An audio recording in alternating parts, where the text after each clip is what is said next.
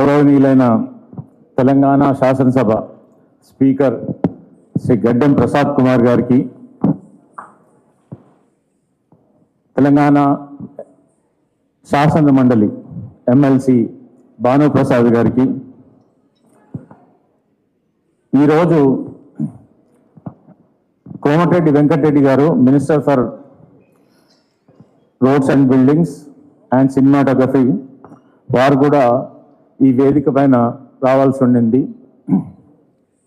తెలంగాణ ప్రభుత్వం చేపట్టిన వరుణ యాగం గురించి వారు నాగార్జున సాగర్ వెళ్ళడం జరిగింది. అక్కడ యాగం కొంచెం లేట్ అవ్వడంతో వారు ఇంకా బయలుదేరడానికి ఈ సమయానికి రాలేకపోయారు. వీరితో పాటు ఈరోజు విచ్చేసిన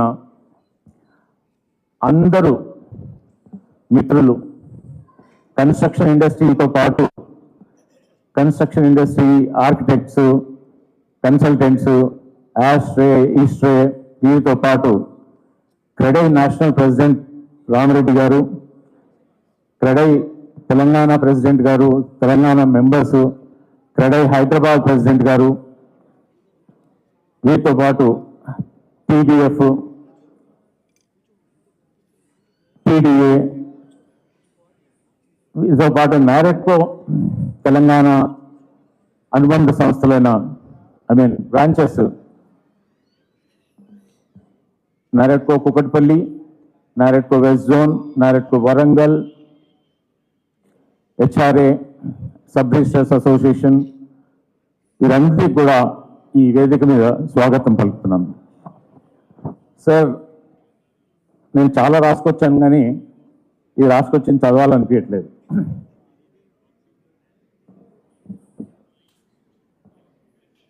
మురళీమోహన్ గారు నారెట్కో అంటే అప్పట్లో అప్రేడాని స్థాపించినప్పుడు నేను 2006లో జాయిన్ అయ్యాను అసోసియేషన్లో. 2009లో ప్రేమ్ కుమార్ గారు నన్ను జీసీలోకి తీసుకున్నారు. అప్పటి నుంచి ఇప్పటి వరకు ఉన్న అధ్యక్షులు అందరూ కూడా నాకు ఏదో ఒక బాధ్యత ఇస్తూ ముందుకు తీసుకెళ్ళడం జరిగింది. సో దీంట్లో ఒక సంస్థని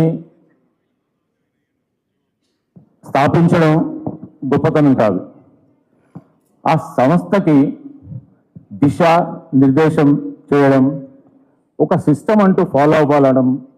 ఈరోజు మేము దేశంలో ప్రతి మీటింగ్కి వెళ్ళినప్పుడల్లా గర్వంగా చెప్పుకుంటాం, ప్రతి నెల మాకు 2 మీటింగ్స్ ఉంటాయి, ఒక జీసీ మీటింగ్, ఒక మంత్లీ మీటింగ్ అని. క్రమం తప్పకుండా కోవిడ్ టైంలో కూడా ఇది పాటించాం. ఇదేంటంటే కేవలం మీరు ఫౌండర్స్గా ఈ అసోసియేషన్కి పెట్టిన నియమాలు, వీటిని మేము తప్పకుండా పాటిస్తున్నాం. అలాగే సార్, మీకు పద్మశ్రీ అవార్డు వచ్చిందనగానే ప్రతి మెంబర్, ప్రతి రియల్టర్, ప్రతి డెవలపర్ కూడా మాకే వచ్చింది అన్నంత సంతోషంగా ఫీల్ అయ్యాం.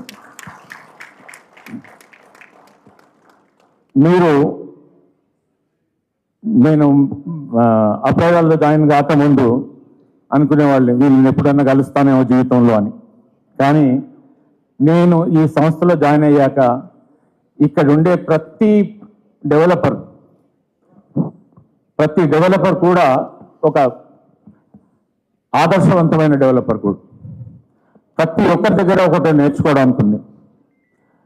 ఈ అసోసియేషన్ ద్వారా చాలా నేర్చుకున్నాం. క్రమశిక్షణతో పాటు ఒదిగి ఉండడం నేర్చుకోవడం నిజంగా కూడా ఈ లాస్ట్ 9 మంది ప్రెసిడెంట్స్ దగ్గర నుంచి మేము నేర్చుకున్నామండి. సార్, ప్రసాద్ సార్ మన స్పీకర్ గారి దగ్గరికి వెళ్ళినప్పుడు యాక్చువల్గా వారు కూడా ఈరోజు యాగానికి వెళ్ళాల్సి ఉండింది, ఇంకో ప్రోగ్రాం కూడా ఉండింది ఈవినింగ్. కానీ సార్ ఇలాంటి ప్రోగ్రాం ఇది సార్ అని అంటే తప్పకుండా వస్తాను, నేను యాగానికి వెళ్ళినా కానీ సమయానికి చేరుతానన్నారు. వారు సమయానికన్నా ముందే వచ్చారు. నిజంగా thank you very much sir for your dedication and all. Sir, NAREDCO ఏ కాకుండా అన్ని సంస్థలు కూడా మేమంతా చాలా డిసిప్లిన్గా ఉంటాం సార్. కన్స్ట్రక్షన్ ఇండస్ట్రీలో అన్ఆథరైజ్డ్ అనేది మేము ఎంకరేజ్ చేయం sir. We all practice the system. అందరం కూడా ఈ రాష్ట్రం అభివృద్ధిలో పాలు పంచుకోవడానికే ఉంటాం తప్ప ఎప్పుడు కూడా ఈ రాష్ట్రానికి ఏ విధమైన నష్టం కన్నా జరుగుతుందనుకుంటే మేము ముందుంటాం సార్. మేము ముందుండి అది తొలగించడానికి ప్రయత్నం చేస్తాం సార్. ఈ కన్స్ట్రక్షన్ ఇండస్ట్రీలో మ్యాక్సిమం సార్ ఇప్పుడున్న డెవలపర్స్ అందరూ కూడా వెల్ ఆర్గనైజ్డ్ పీపుల్ సార్.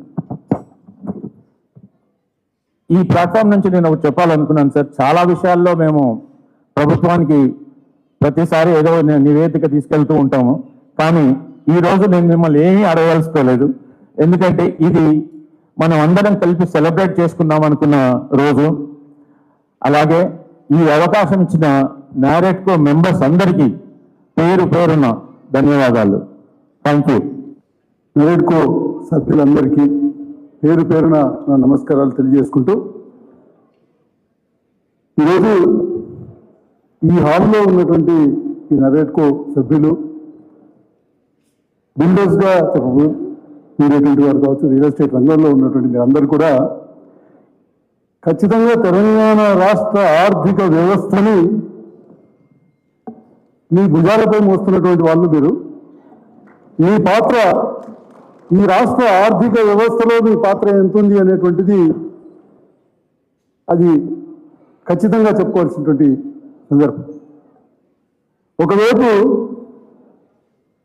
అంటే ఆర్థికంగా మీరు పెట్టే పెట్టుబడులు కావచ్చు, మీరు పెట్టేటువంటి పెట్టుబడుల ద్వారా వచ్చేటువంటి ఎంప్లాయ్మెంట్ జనరేషన్. ఈరోజు తెలంగాణ రాష్ట్రంలో మొట్టమొదటిగా వచ్చేటువంటి ఎంప్లాయ్మెంట్ జనరేషన్ అనేటువంటిది అగ్రికల్చర్ రంగంలో జరిగితే, రెండోది ఖచ్చితంగా నిర్మాణ రంగానికి సంబంధించినటువంటి ద్వారానే వస్తున్నటువంటి ఎంప్లాయ్మెంట్ ఉంది. ఆ తర్వాతనే ఫార్మా కావచ్చు, ఐటీ కావచ్చు, ఇవన్నీ కూడా ఆ తర్వాతనే వస్తాయి. 3, 4 అవన్నీ తర్వాత వచ్చేటువంటి ఇదేలే. కానీ రెండో రంగం ఖచ్చితంగా నిర్మాణ రంగమే. ఆ నిర్మాణ రంగాన్ని నిర్వహిస్తున్నటువంటి మీరందరూ కూడా ఖచ్చితంగా ఈ రాష్ట్రానికి ఈ రాష్ట్రంలో ఉన్నటువంటి ప్రతి ఒక్కరికి, రాష్ట్రంలోనికి కూడా మీరు చాలా ఎంతో సేవలు అందిస్తున్నారని చెప్పక తప్పదు. సందర్భంగా నేను దాదాపు మురళీమోహన్ గారిని ఒక 30 సంవత్సరాలుగా చూస్తున్నాను. మురళీమోహన్ గారు దినదినం వారి సంస్థ ఎదుగుతూ వస్తుంది. ఆర్థికంగా కావచ్చు, లేకపోతే వారు చేసేటువంటి ప్రాజెక్ట్స్ విషయంలో కావచ్చు ఎదుగుతూ వస్తున్నాయి.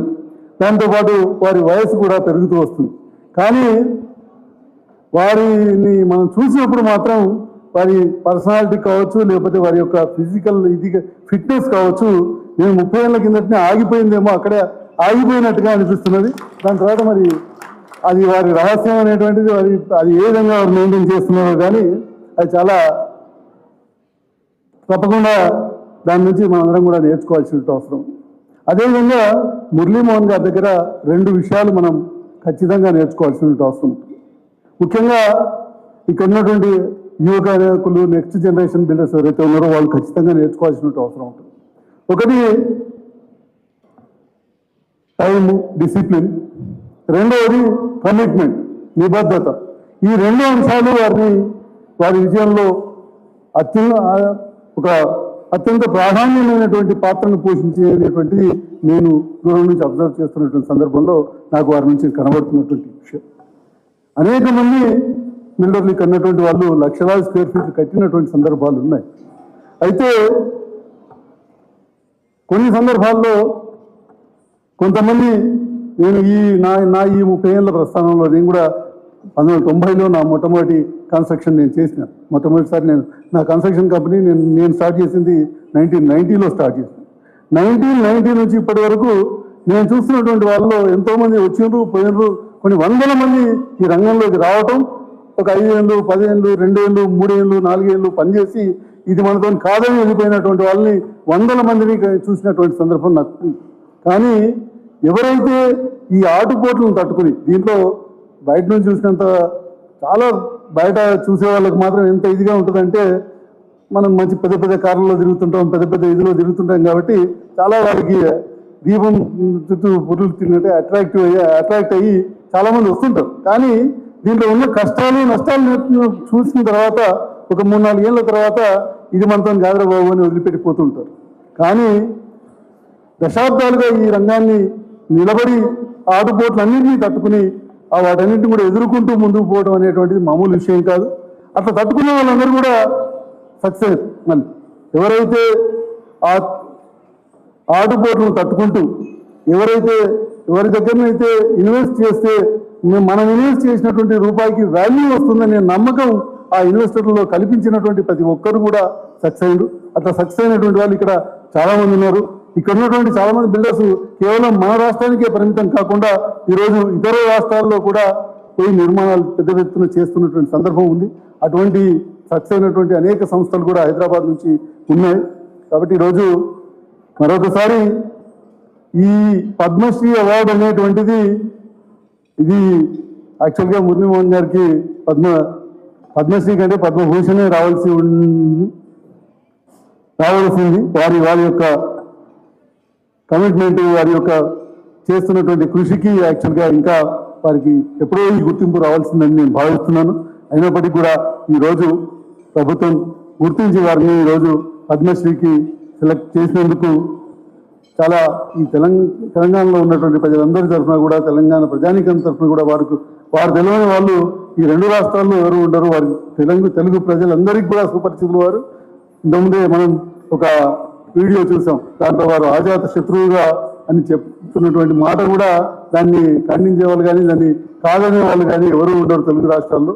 అటువంటి వారి ఏదైతే ఆ రకమైనటువంటి ఇది బిల్డ్ చేసుకున్నారో దాన్ని మనందరం కూడా ఆదర్శంగా తీసుకుని పనిచేయాల్సినటువంటి అవసరం ఉందని కూడా తెలియజేసుకుంటూ, వారికి ఆ భగవంతుడు మరింత ఆరోగ్యంగా వారి ఆరోగ్యాలను కంటిన్యూ చేయాలని, వారు మరింత కాలం పాటు మరికొన్ని రోజుల పాటు వారు 100 సంవత్సరాల వరకు కూడా ఇదే విధంగా ఈ రాష్ట్రానికి, ఈ రాష్ట్ర ప్రజలకి సేవలు అందించాలని కోరుకుంటూ, ఆ భగవంతుని కోరుకుంటూ సెలవుతున్నాను. నాకు ఈ అవకాశం ఇచ్చినందుకు ధన్యవాదాలు తెలియజేస్తూ సెలవుతున్నాను. మాగంటి మురళీమోహన్ గారి అవార్డు సందర్భంగా ఈరోజు నరెట్కో తెలంగాణ వారు పెట్టిన ప్రోగ్రాంకు నన్ను ఆహ్వానించడము, మరి వారితో పాటు నా మిత్రుడు వేగా శ్రీనివాస్ వాసు వారికి కూడా మనస్ఫూర్తిగా కృతజ్ఞత తెలియజేస్తూ, మరి ఈ కార్యక్రమానికి అతిథిగా వచ్చేసిన గౌరవ ఎమ్మెల్సీ భానుప్రసాదరావు గారు, మరి నైరెట్కో ప్రెసిడెంట్ శ్రీధర్ రెడ్డి గారు, ఎగ్జిక్యూటివ్ వైస్ ప్రెసిడెంట్ కాళీప్రసాద్ గారు, గోపాలకృష్ణ గారు, సుధాకర్ రెడ్డి గారు, వెంకటేశ్వరరావు జనరల్ సెక్రటరీ గారు, మరి వారితో పాటు వేదికపై ఆసీనులైన పెద్దలు, తెలంగాణ ప్రతినిధులు, పుర ప్రముఖులు, నిర్మాణ రంగానికి చెందిన మిత్రులు, సోదరులకు నా హృదయపూర్వక నమస్కారాలు.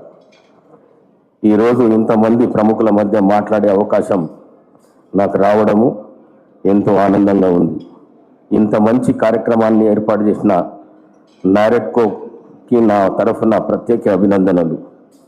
1995లో ప్రారంభమై నైరెట్కో తెలంగాణ నేడు 350 మందికి పైగా ప్రముఖ బిల్డర్లు, డెవలపర్స్ వేదికగా ఎదగడం సంతోషం.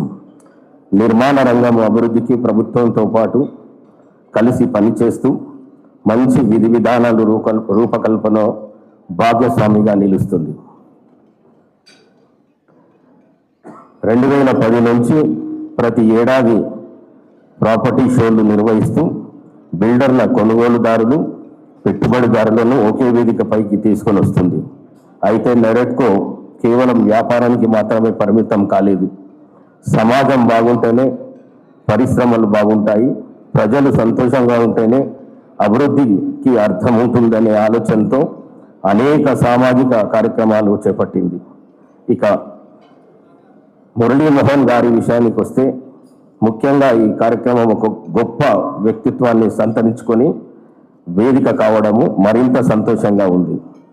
ఆ వ్యక్తి ఎవరో కాదు, కళాకారుడిగా కోట్లాది మంది అభిమానాన్ని సంపాదించుకున్న రాజకీయ నాయకుడిగా సామాన్య ప్రజల విశ్వాసాన్ని చూరగొన్న వ్యాపారవేత్తగా తనదైన ముద్ర వేసిన అసామాన్యుడు మురళీమోహన్ గారు. ఆయన జీవితం విజయానికి నిలువెత్తు నిదర్శనం.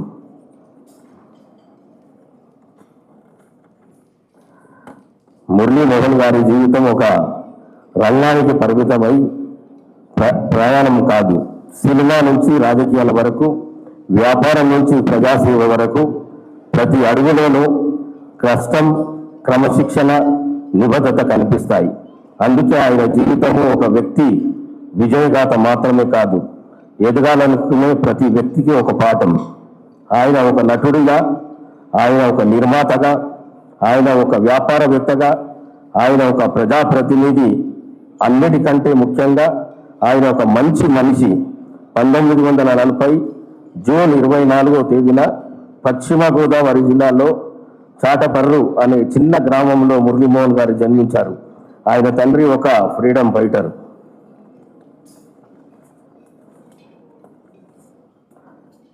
(2014) నుంచి 2019 వరకు రాజమండ్రి పార్లమెంటు సభ్యుడిగా పనిచేశారు.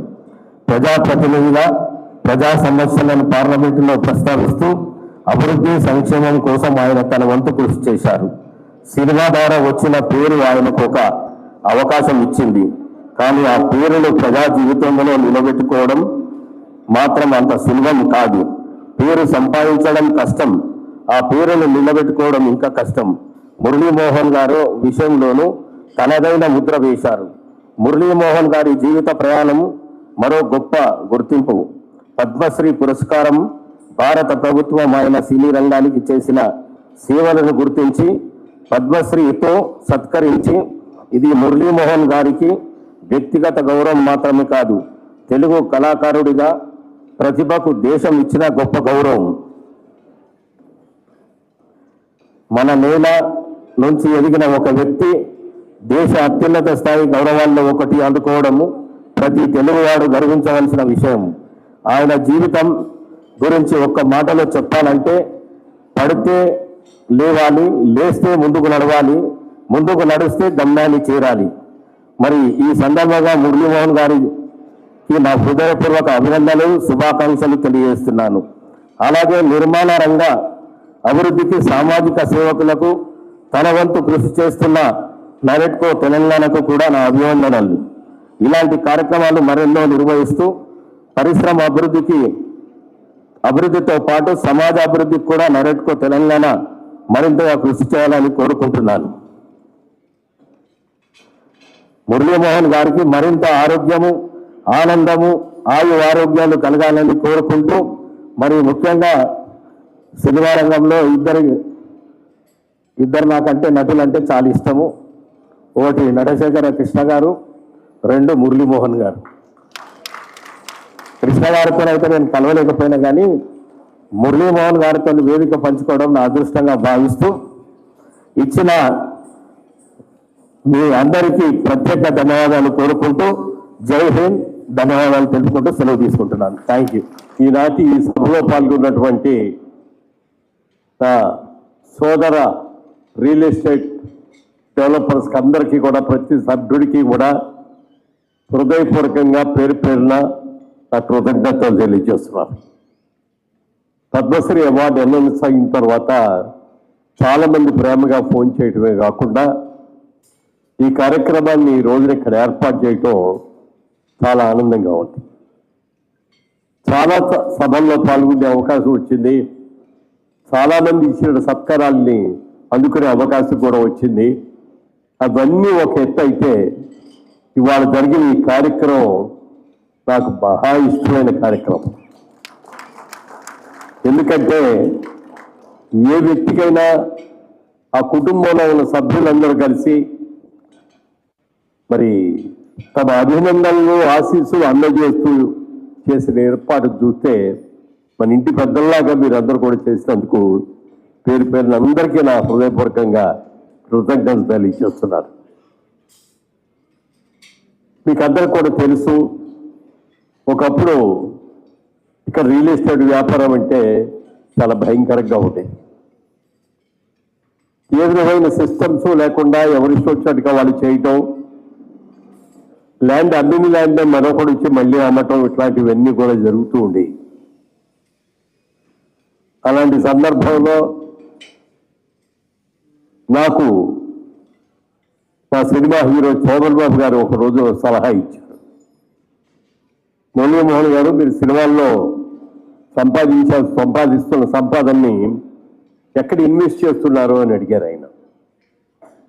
సార్, నాకు చిన్నప్పటి నుంచి కూడా బిజినెస్ అంటే ఇంట్రెస్ట్ సార్, అందుకే నాకు చదువు పెద్దగా వంట పట్టలేదు.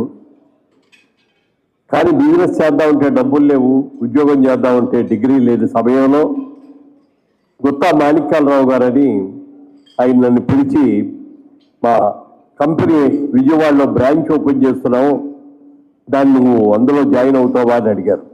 సార్, నా దగ్గర డబ్బులు లేవు, నేను జాయిన్ కాలేను అంటే, మీరు డబ్బులేం పెట్టుబడి పెట్టలేదు, వర్కింగ్ పార్ట్నర్గా ఉండండి, నెలకు 100 రూపాయలు జీతం ఇస్తాం, లాభాల్లో 15% వాటా ఇస్తామని చెప్పి ఆయన నాకు ఆఫర్ ఇచ్చారు. దాంతో విజయవాడలో వ్యాపారాన్ని ప్రారంభించాం.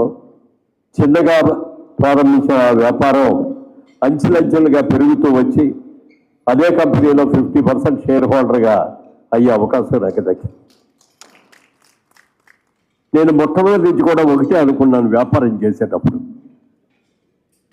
Customer is always right, customer is our pay master, customer is our God, customer is always right అనేటువంటి ఇవి పెట్టుకొని ఏ రోజున కూడా నా దగ్గరకు వచ్చిన కస్టమర్ డిసప్పాయింట్ అవ్వకూడదు. వచ్చిన కస్టమర్ మన మీద నమ్మకంతో వచ్చినందుకు వాటికి నమ్మకానికి కూడా మించి మనం అద్భుతంగా చేసినప్పుడే మనకి మంచి జరుగుతుంది అనే ఆలోచనతోటి వ్యాపారం మొదలుపెట్టాం. సక్సెస్ఫుల్గా జరిగింది. బాగా జరుగుతూ సరదాగా నాటకాలు కూడా వేసుకుంటున్న టైంలో అట్లూరి పూర్ణచంద్రరావు గారు ఆయన 1973 సంవత్సరంలో నా ఫోటో చూసి వెంటనే ఈ అబ్బాయిని పిలిపించండి అని చెప్పి నన్ను పిలిచి కేవలం అరగంట కూడా ఎక్కువ మాట్లాడలేదు నన్ను. ఏ ఊరు బాబు, ఎవరెవరు, నీ వ్యాపారం ఏంటి, నాటకాల్లో వేసావా, ఏ నాటకాల్లో వేసావు అని అడిగారే తప్ప ఓ డైలాగ్ చెప్పు బాబు అని కానీ, ఓసారి అటు ఇటు నడిచిరా బాబు అని కానీ ఇంకేమీ అడగలేదు ఆయన. మా సినిమాలో హీరో నువ్వు చేస్తావా అన్నా. సార్, హీరో ఇస్తానంటే చేయకుండా ఎట్లా ఉంటారంటే తప్పకుండా చేస్తాను సార్ అన్నప్పుడు ఒక చిన్న ప్రాబ్లం ఉంది బాబు, నువ్వు రాకముందు గిరిబాబు గారు అయిన ఆయన్ని హీరోగా మేము ఎంపిక చేసుకున్నాం, విలన్ కోసం ఎదురు చూస్తున్నాం, కానీ మీరు వచ్చిన తర్వాత మిమ్మల్ని చూసిన తర్వాత మీరు హీరోగా వేసి గిరిబాబు గారు విలన్గా వేస్తే బాగుంటుంది అనే ఆలోచన వచ్చింది.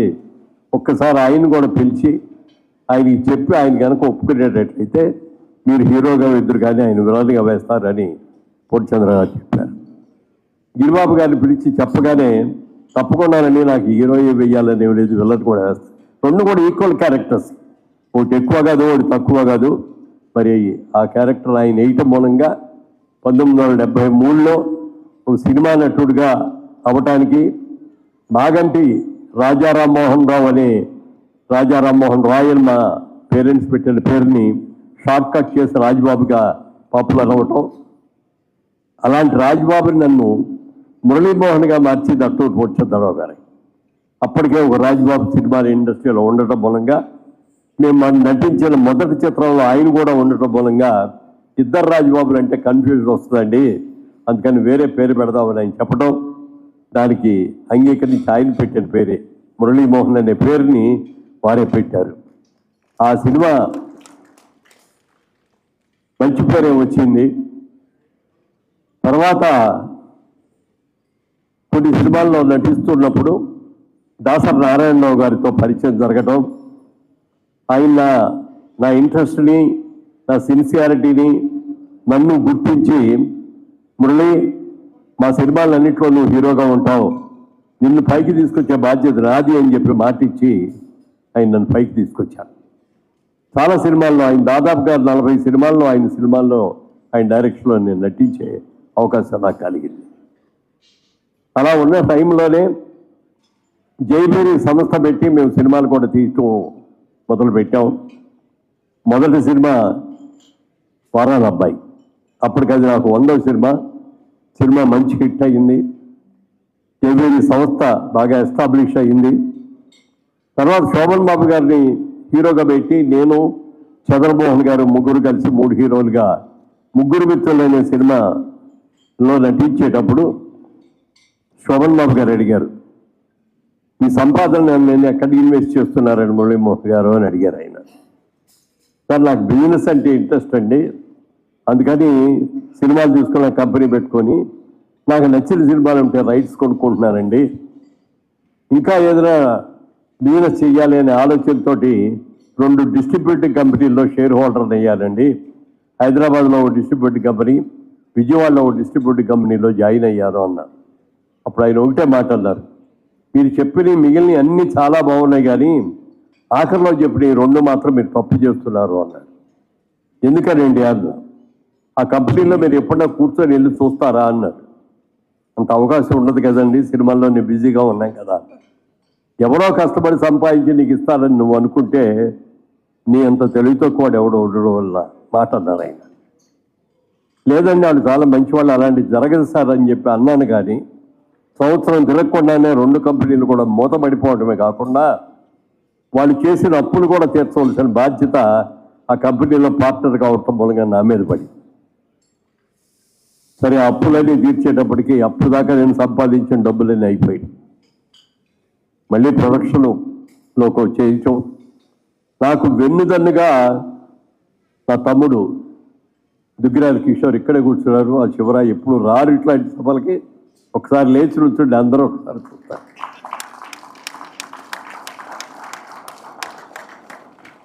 శ్రీరాముడికి అంత మంచి పేరు వచ్చింది అంటే ఎందుకు అంటే ఆయనకి లక్ష్మణుడు లాంటి తమ్ముడు ఉన్నాడు కాబట్టి అంత మంచి పేరు వచ్చింది అన్న. రాముడి వారి కంటే కూడా మరి లక్ష్మణుడు ఎంతో కష్టపడ్డాడు, ఎంతో పేరు తెచ్చుకున్నాడు. నా విషయంలో కూడా నా తమ్ముడు నాకు లక్ష్మణుడు లాంటి వాడే. మరి ఏదైనా మంచి పేరు వస్తే నాకు, ఏదైనా చెడ్డ పేరు వస్తే ఆయన తీసుకునేవాడు. అలా సినిమా ప్రొడక్షన్ అద్భుతంగా చేస్తూ మరి ఈరోజు ఈ స్టేజ్కి రియల్ ఎస్టేట్లో కానీ దీంట్లో కానీ ఎదగటానికి కారణం.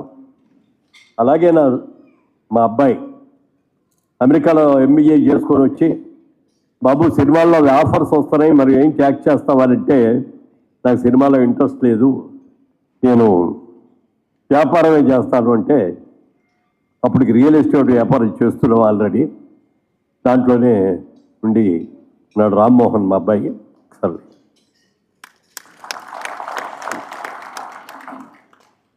ఈ రియల్ ఎస్టేట్లోకి రావాలి అన్న ఆలోచన నాకు ఎందుకు వచ్చిందంటే శోభన్ బాబు గారిని అడిగాం, ఏమంటే మీరు చెప్పినట్టుగా నా 2 వ్యాపారాలు కూడా బయట పెట్టి పోతాయి అన్నారు, లాభం లేదన్నారు, అవి నిజంగానే నష్టపోయానండి. మరి నాకంటే పెద్ద హీరో, నాకంటే ఎక్కువ డబ్బులు తీసుకుంటారు, నాకంటే ముందు నుంచి హీరోగా ఉన్నారు, మీ డబ్బులు మీ సంపాదన అంతా ఎక్కడ పెడుతున్నారు సార్ అని అడిగాను నేను ఆయన. అప్పుడు ఆయన ఒక మాట చెప్పారండి, అందరికీ తెలిసిన మాట అయినా ఆ టైంలో నాకు ఎలా అనిపించిందంటే ఆయన చెప్పిన మాట, మహాభారత యుద్ధం జరుగుతున్నప్పుడు కురుక్షేత్రంలో అర్జునుడికి నేను చేయలేను, నేను యుద్ధం చేయలేను, నా కుటుంబ సభ్యుల్ని, నా పెద్దల్ని, నా స్నేహితుల్ని, సన్నిహితుల్ని అందరూ కూడా నేను చంపేస్తున్నాను అని చెప్పి అస్త్ర సన్యాసం చేస్తే అప్పుడు కృష్ణ భగవానుడు భగవద్గీత బోధించారు ఆయన. ఆ భగవంతుడు కృష్ణ భగవంతుడు చెప్పినట్టుగా ఆయన అర్జునుడిని విన్నాడు కాబట్టే మహాభారత సంగ్రామంలో విజయాన్ని సాధించగలిగారు.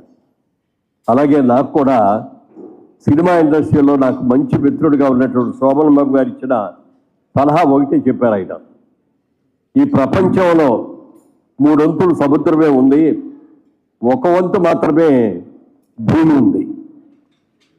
ఆ భూమిలో కూడా మంచు పర్వతాల్లో ఉండలేము, ఎడారుల్లో ఉండలేము, నివాసయోగ్యంగా ఉండే స్థలాలు చాలా తక్కువ. జనాభా చూసుకుంటే అన్ని దేశాల్లోనూ విపరీతంగా రోజు రోజుకి పెరిగిపోతున్నారు. రాబోయే రోజుల్లో ల్యాండ్కి డిమాండ్ విపరీతంగా వస్తుంది, ఎందుకంటే ల్యాండ్ని మనం క్రియేట్ చేయలేం. ఒకటి క్రియేట్ అయిన ల్యాండ్ ఏదో ఉందో ఆ ల్యాండే తప్ప అంతకంటే ల్యాండ్ కూడా క్రియేట్ చేయలేం. అందుకని మంచి డిమాండ్ రాబోయే రోజుల్లో వస్తుందనే ఆలోచనతో నా ప్రతి రూపాయి దాని మీద ఇన్వెస్ట్ చేస్తానని ఆయన చెప్పిన మాట నా జీవిత గమనాన్ని మార్చింది. చాలా మంచి మాట చెప్పారని అనిపించింది.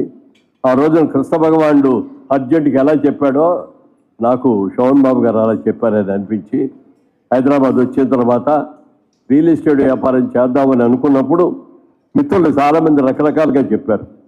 మీరు తొందరపడి దిక్కండి, ఇక్కడ వ్యాపారం సంగతి మీకు తెలీదు, ఇక్కడ అందరూ రౌడీలు గూడాలు కూడా చాలామంది ఉన్నారు, వాళ్ళందరితో కూడా మీరు తట్టుకోలేరు, మీకు బ్యాడ్ టైం వస్తుంది, వద్దు అని అంటే, సార్ మీరందరూ ఒకవైపు చూస్తున్నారు కాయిన్కి, నేను కాయిన్కి రెండో వైపు చూస్తున్నానండి.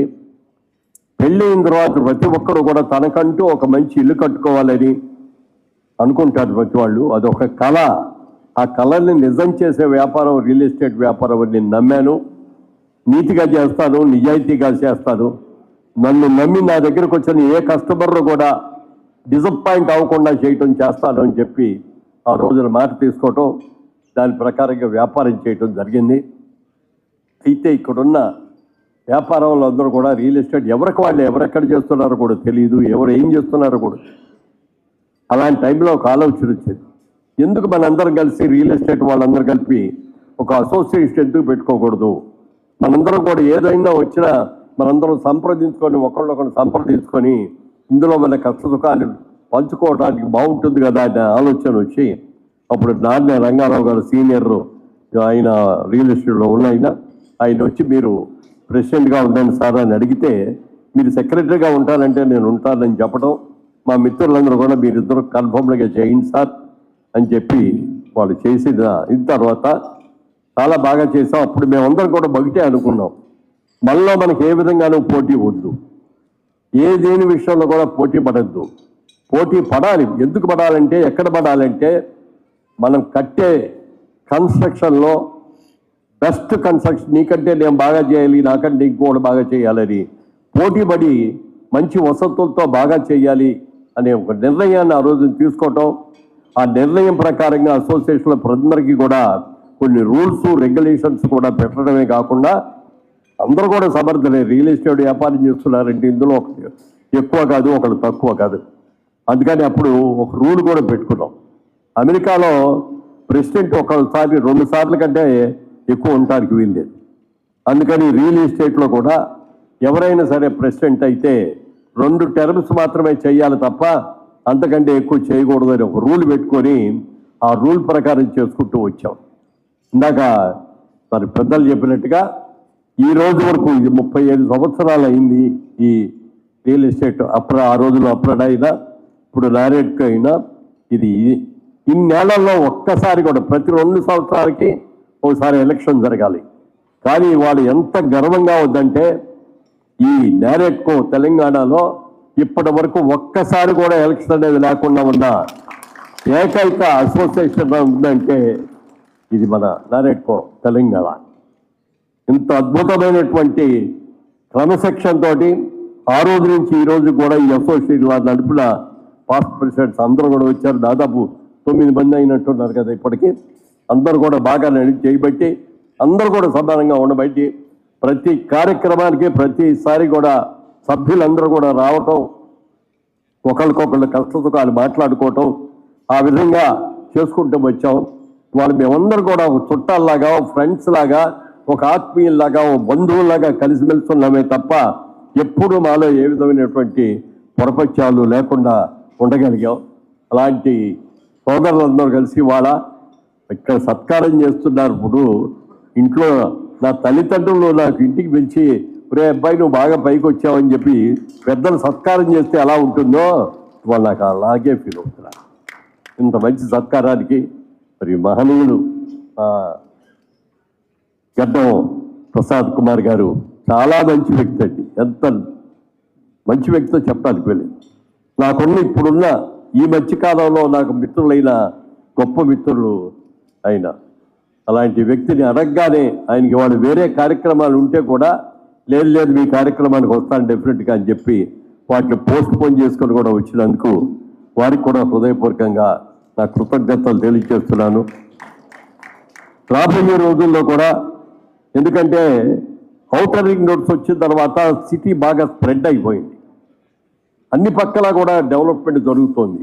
ఏ డెవలప్మెంట్ ఎక్కడ జరుగుతోంది, ఏ ప్రాజెక్టులు ఏమిటి అనేది కస్టమర్స్కి తెలియటం కష్టంగా ఉంది. మనమే ఒక ఎగ్జిబిషన్ లాగా పెట్టి ప్రతి సంవత్సరం చేస్తే బాగుంటుందనే ఆలోచన తీసుకొని దాని ప్రకారం ఎవ్రీ ఇయర్ మరి బ్రహ్మాండంగా ఎగ్జిబిషన్స్ పెట్టి అందరికీ కూడా అంటే బిల్డర్స్కి, డెవలపర్స్కి, అలాగే కాంట్రాక్టర్స్కి, బ్యాంక్స్ వాళ్ళని అన్నీ కూడా అక్కడే ఉండి ఒకే చోట ఉండేటట్టుగా చేస్తున్నాం. చాలా సక్సెస్ఫుల్గా జరుగుతుంది. ఇవాళ రోజు అందరూ కూడా ఇంత బాగా సక్సెస్ఫుల్గా చేస్తున్నందుకు పేరు పేరున అందరికీ, మా సోదరులకి, మరి మా తమ్ముళ్ళలో అన్నలలో ఏమైనా తెలీదు, ఎందుకంటే వయసులో వాళ్ళందరికంటే బహుశా నేనే పెద్దవాడిని అయి ఉంటాను. అందరికి కూడా అభినందనలు తెలియజేస్తూ రాబోయే రోజుల్లో ఇంకా ఇంకా మంచి పేరు తెచ్చుకోవాలి. ఇవాళ గర్వంగా చెప్తున్నాను సార్, ఒకప్పుడు ఇక్కడ మల్టీ స్టోరీడ్ బిల్డింగ్లు అంటే ఇక్కడ వాళ్ళు కట్టలేరు, హైదరాబాద్లో వాళ్ళు కట్టలేరు అని చెప్పి మలేషియా వాళ్ళు, సింగపూర్ వాళ్ళు ఎవరినో తీసుకొచ్చి ఇచ్చారు. ఇవాళ రోజు నేను ఛాలెంజ్గా చెప్తున్నానండి, ఇవాళ రోజు హైదరాబాద్లో ఉన్న మన రియల్ ఎస్టేట్ వాళ్ళల్లో 60 ఫ్లోర్లు, 70 ఫ్లోర్లు, ఎన్ని ఫ్లోర్లు అయినా కట్టగలిగిన స్తోమత, సమర్థత మనకుంది. మనం ఎవరికి కూడా తక్కువ కాదు, మనం ఎవరికి తీసుకోలేమని చెప్పి ఘంటాపరంగా చెప్పగలం. అలాంటి అద్భుతంగా చేస్తున్నాం. ఇవాళ ఎవరైనా హైదరాబాద్ వస్తే న్యూయార్క్లో ఉన్నామా, ఆంధ్రప్రదేశ్లో ఉన్నామా, తెలంగాణలో ఉన్నామా అని కూడా వాళ్ళకి అర్థం కాని పరిస్థితుల్లో ఇవాళ రోజున చేస్తున్నామంటే మనందరం కూడా నీతిగా, నిజాయితీగా ఒకరికొక పోటీ పడి చేస్తున్నాం కాబట్టి ఈ విజయాన్ని మనందరూ కూడా సాధించగలిగాం. మరి వాళ్ళ రోజున మన రాష్ట్ర ముఖ్యమంత్రి మరి రేవంత్ రెడ్డి గారు కూడా ఈ చంద్రబాబు నాయుడు గారు ఏ విధంగా అయితే ఐటీ పరిశ్రమను డెవలప్ చేసి సైబరాబాద్ అనే దాన్ని ఎలా నిర్మించారో వాళ్ళ రేవంత్ రెడ్డి గారు కూడా న్యూ సిటీ అనే కాన్సెప్ట్ తీసుకొని దీన్ని హైదరాబాద్ని ఇంకా ఇంకా అభివృద్ధి చేయడం కోసం ఎంతో కృషి చేస్తున్నారు. వాళ్ళు ఎన్నో సంస్థలు వచ్చినాయి, ఎన్నో ఇండస్ట్రీస్ వచ్చినాయి. అలాగే రేవంత్ రెడ్డి గారు రేపు ఈ నెలే మరో 10 రోజుల్లో అనుకుంటా ఆయన కూడా అమెరికా వెళుతున్నారు. మళ్ళీ ఒక 10 మంది అక్కడ ఉన్న ఇండస్ట్రియలిస్టులందరినీ కూడా కలుసుకొని మీరందరూ కూడా హైదరాబాద్ రండి, మీరందరూ కూడా ఇండస్ట్రీస్ పెట్టండి, మీకు కావలసిన సౌకర్యాలు కూడా మేము ఇవ్వడానికి సిద్ధంగా ఉన్నామని చెప్పి వాటిని ఇంకా అందరూ తీసుకుంటారు. రాబోయే రోజుల్లో భారతదేశంలోనే నెంబర్ 1 సిటీగా హైదరాబాద్ అవుతుంది, తెలంగాణ అవుతుందని చెప్పి నేను మనస్ఫూర్తిగా ఆలోచన. అలాగే అమరావతి క్యాపిటల్గా ఆంధ్రప్రదేశ్లో కూడా కొత్త రాష్ట్రం అయినా అది కూడా పోటీపడి, ఇద్దరు కూడా పోటీపడి, ఒకరికొకరు పోటీపడి అభివృద్ధి చేయాలని మంచి అవగాహనతో పోటీ పడాలి. ఆరోగ్యకరమైన పోటీ పడాలి తప్ప మరొక విధంగా కాదని కూడా తెలియజేస్తూ ఇంత మంచి కార్యక్రమంలో పాల్గొనే అవకాశం ఇచ్చినందుకు కృతజ్ఞతలు తెలియజేస్తూ అందరి దగ్గర సెలవు తీసుకుంటాను.